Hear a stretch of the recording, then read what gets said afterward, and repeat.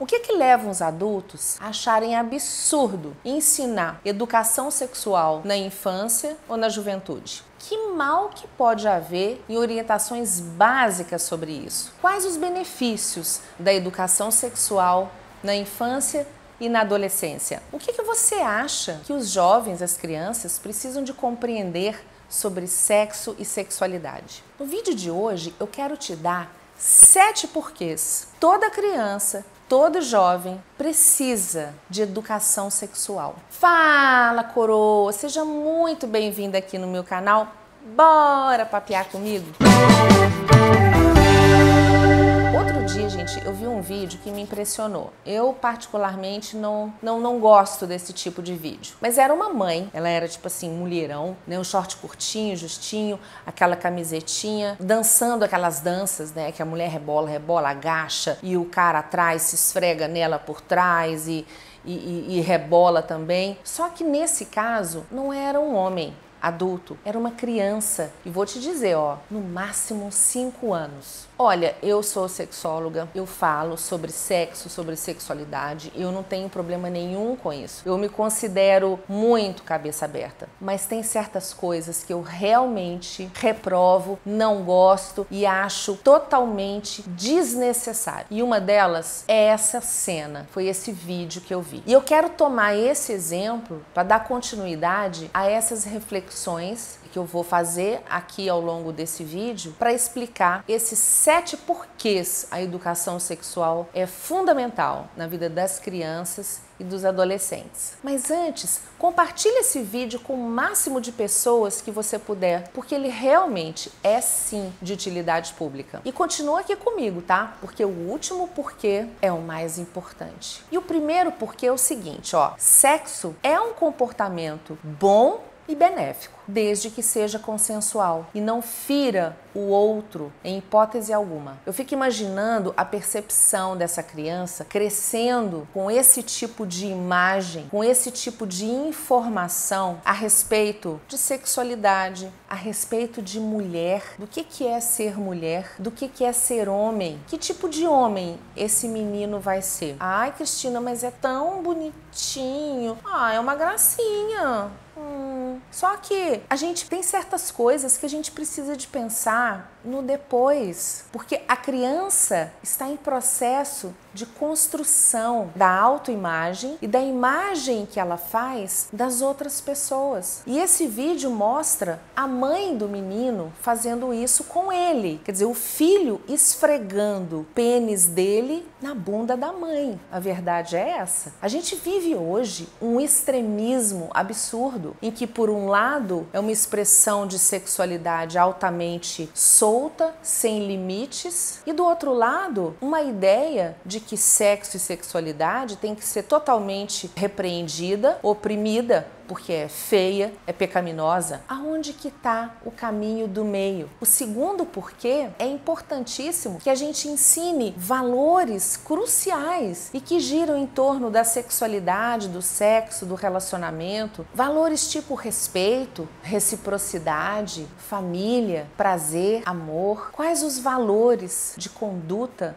essa mãe está ensinando para essa criança já desde cedo? Você chegou a ver esse vídeo no Facebook? Se você viu, deixa aí nos comentários para eu saber e me conta aí o que você pensa sobre isso. Terceiro porquê, a gente precisa de conhecer sobre esse tipo de assunto em fontes confiáveis, livros, pesquisas, na internet tá cheio de ótimas informações sobre isso, cursos com profissionais da área da educação sexual, as novelas, os filmes não são, em hipótese alguma, uma boa fonte de educação sexual. E é importante ressaltar, e eu já falei isso em outros vídeos, que a manifestação sexual da sexualidade na infância e na adolescência é absolutamente normal e são espontâneas. E o que está acontecendo com essa criança? Os adultos estão impondo a ela uma experiência que não tem a ver com a realidade de um menino de 5 anos.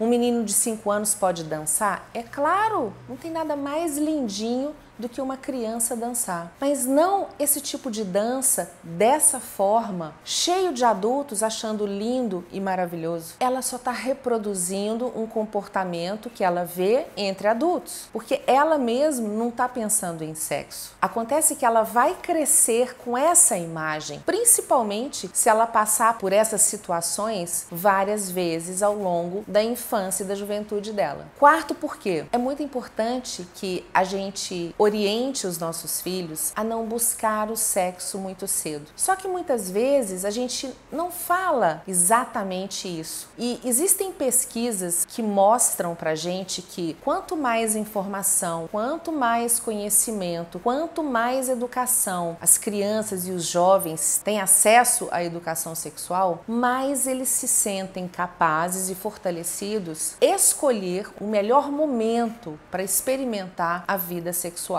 Eles vão ter maior capacidade de discernimento, eles vão ter mais tranquilidade, mais segurança. Você sabia disso? O quinto porquê? Esclarecer dúvidas sobre o corpo deles. Gente, quando a gente nasce e vai crescendo, a gente começa a encher a nossa cabeça de porquê. Nossa, o que é isso? Que sensação que é essa? A coisa mais comum do mundo são mulheres, por exemplo, da minha idade ou até mais velhas, quando elas menstruaram, elas acharam que estavam morrendo, porque a mãe não sentou com elas e explicou para elas o funcionamento do corpo feminino. Então, esse tipo de informação, de conhecimento é fundamental na vida das crianças e dos jovens. O sexto porquê? Ensinar que as pessoas devem respeitar o próprio corpo e respeitar o corpo do outro. Desenvolver o amor próprio, cuidados pessoais, preservar o corpo, ensinar para as crianças desde cedo sobre o valor que tem o nosso corpo, sobre os cuidados que a gente precisa de ter. As pessoas não podem tocar e pegar em todas as partes do corpo dela. Ela precisa de reconhecer que determinadas partes ela não pode permitir ser tocada e nem ela pode tocar, entende? 80% dos abusos sexuais em crianças acontecem em família. Agora é o sétimo porquê, mas antes se inscreva aí no canal, acione o sininho para você receber conteúdos como esse. Aliás, sobre esse tema de sexualidade e filhos, eu vou deixar um card aqui de 2 vídeos que eu já tenho no canal para você ir ver, de filhos que dormem com os pais e beijar na boca dos filhos. Vai lá ver, quando você terminar esse vídeo aqui, dá uma corridinha lá. Sétimo porquê? Existem algumas regras, algumas leis, entre aspas, em relação à manifestação da sexualidade e à própria prática sexual. No exemplo que eu dei, a mãe está incestualizando a relação dela com o filho. Além dela prejudicar a relação entre ela e o próprio filho e com o pai também, caso ele esteja presente, isso pode influenciar na própria relação da mãe com o pai e do menino com o companheiro da mãe, com o menino nas suas próprias relações quando ele ficar mais velho. E se por acaso nessa história não existia a figura do pai, for uma mãe solteira, por exemplo, a criança vai ficar confusa na hora de separar o que é vínculo entre mãe e filho e homem e mulher, mulher e homem. Entende? É muito importante que a gente ensine nossos filhos pequenos o que se deve e o que não se deve fazer. O que pode, o que não pode. O que é bom, o que é ruim. Isso é uma noção de autocuidado, de autopreservação. Desde cedo, essa criança, ela está tomando conhecimento sobre sexo e sexualidade através de uma experiência que,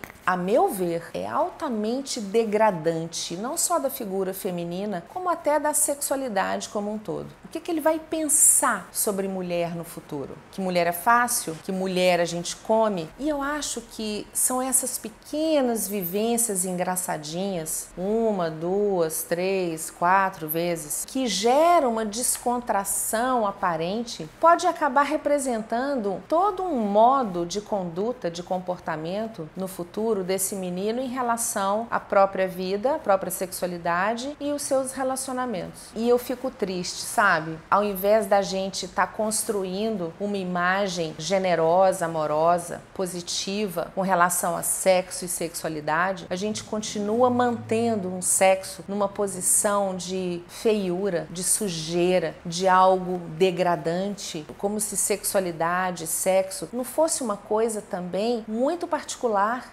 individual, em que cada um vivencia a sua maneira. O papo tá bom, o papo tá legal, mas ó, tchau, tchau.